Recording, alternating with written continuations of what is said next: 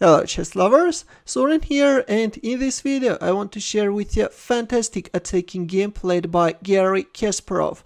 I know guys, fantastic is an overused word, but this game is simply fantastic, now you will see. In this game Kasparov's opponent was Viswanathan Anand, and the game was played in 1991 in Tilburg. At the time of this game, Garry Kasparov was the undisputed world chess champion. His rating was 2770 and Anand's rating was 2650. Let's see what happened in the clash of these legendary chess players. Kasparov opened up with e4 and Anand responded with Sicilian defense, c5, knight f3, knight c6, d4, c takes d4, knight takes d4, queen c7, knight c3 and e6.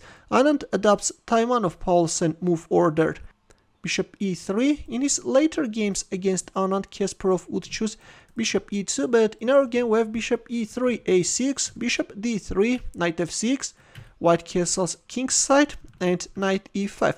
Of course, in here, never play bishop c5 because white can win in two ways. White can either play knight db5 or can even capture on e6 and then bishop takes c5. That's why in our game after castling kingside we have knight e5. Now comes h3. Black's idea was to play knight g4, that's why h3 was played, and already bishop c5 is playable. Bishop c5 is on the board. King h1, an important prophylactic move in Sicilian defense. White is preparing f4 advancement, d6, and there it goes, f4 is on the board. So far so good, but in here Anand made a dubious decision and moved back his knight on c6, after which he's starting to face serious problems. Instead it was better either to play knight g6 or knight d7, or even bishop d7 is playable. If f takes e5, then d takes e5 and black will win back the sacrificed piece. But in our game after f4 we have knight c6. And now if we have a look at the position, white has already completed his development while black still needs to develop this light squared bishop, and what is more important, black king is still stuck in the center of the board. Black is one move away from castling, but that single tempo will now play a decisive role in the game. As you know, whenever your opponent is not managing to castle in time, you should open up the center, and Kasparov goes for it. e5 is on the board. He's going for a pawn sacrifice in order to open up the position. Knight takes e5, but let's cover other lines as well. What if d takes e5? Then in this case white has this knight b5 move. If a takes b5, then bishop takes c5, and then white will also capture on b5. Yes, black's position looks terrible. Actually, after e5 the best move is knight d5, though even in this case, in the end of the day, white is managing to organize a dangerous attack. If castling kingside, then queen h5 and then queen h4. Of course, white has a preferable position and nice attacking chances. Let's go back, but in our game after e5, Anand played knight takes e5. Yes, he's using the vulnerability of this diagonal, but this is not the best continuation. F takes e5, d takes e5, and a powerful move by Kasparov, bishop b5 check. Look at this, guys. Later Kasparov pointed out that he was not satisfied with this move and said that knight db5 is better. But I have to tell you that though at first Stockfish was choosing knight db5, but after thinking for a long time finally came up with bishop b5 check. But this move is also a strong one. Let's take a quick look at the possible variations which can arise. After bishop d7, white can go for the exchange of bishops on d7, and then can exchange the second pair of bishops on c5. Now if a move like knight takes c5, then knight b5 can be very unpleasant. That's why black should recapture on c5 with the queen, but this taps into a powerful rook takes f7 move. And though black can castle queenside, of course capturing on f7 can be met with queen takes d7, this is even worse. But in here, after queen e2, white has a huge advantage. Black's queenside is weakened, and actually there are so many weaknesses in black's camp that black can't save this position. Let's go back, but in our game after d takes e5 we have bishop b5 check.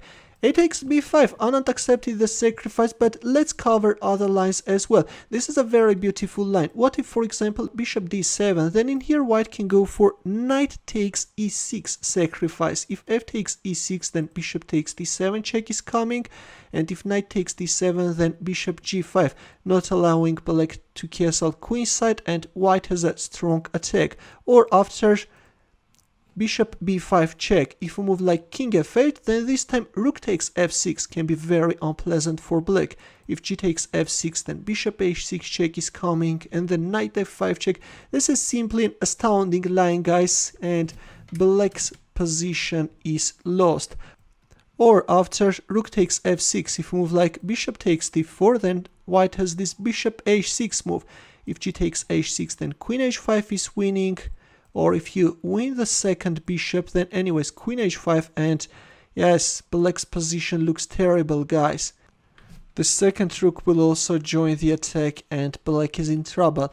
But let's go back to our main game and see what happened next. After bishop b5 check, as I've already mentioned, Anand accepted the piece sacrifice, and we have knight db5.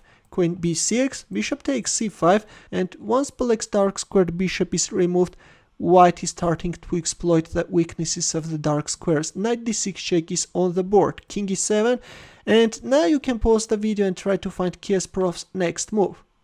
Ready? A question arises, how should white proceed with the attack, and here is the answer. Rook takes f6 is the move. With this move, Kasparov is removing this powerful defender and is freeing this e4 square for the knight. G takes f6, of course, if you capture on d6, then rook f7 is coming, that's why Anand accepted the exchange sacrifice, and we have knight ce4, queen d4. Black is offering the exchange of queens, but of course white will never accept the offer. Queen h5 is on the board, rook f8. This time we have rook d1 and queen e3. By the way, if we move like queen takes b2, then this is also a very beautiful line. White can play queen h6. If queen takes c2, then knight f5 check is coming. With this move, white is opening up the d file for the rook, and then black king is getting checkmate hit. Let's go back in our game. After rook d1, we have queen e3 and queen h4. We have a target on f6, queen f4. Black queen managed to cover all the essential weaknesses on the king side, and now Kasparov goes for another beautiful maneuver. Queen e1 is on the board. The queen is eyeballing on this b4 square. That's why Anand played rook a4, covered the b4 square. By the way, if we move like f5, then in this case queen b4 is coming, and white can easily finish up black king.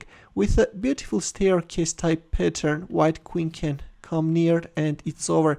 There are so many mating threads. Let's go back in our game. After queen e1, we have rook a4, and this time we have queen c3. White can either announce a check from c7 or play queen c5. Rook d4, rook takes d4, queen f1 check, king h2, it takes d4, and queen c5. The threat is double check, and then to checkmate black king. That's why Anand moved away his king from the dangerous diagonal, but now comes knight b5. Mating threads are all over the board. Here Anand announced a desperate check from f4, but after g3, without accepting the knight sacrifice, Anand resigned, because if we move like queen takes e4, then queen c7 check is coming, and then knight d6 checkmate. Or after g3, if queen e5, then this time knight f6 check is coming, a beautiful sacrifice, right? A deflective move, and once the black queen is lured away, black king is getting checkmated. Queen d6 check is coming, and then knight c7 checkmate. In the end, as usual, a chess puzzle for you. Please take a look at this position and try to find the mating line for white. It's white to move, and I will wait for your answer in the comment section. Thanks for watching. Here are more suggestions for you. Consider checking them out as well. I will see you in my next video. Good luck.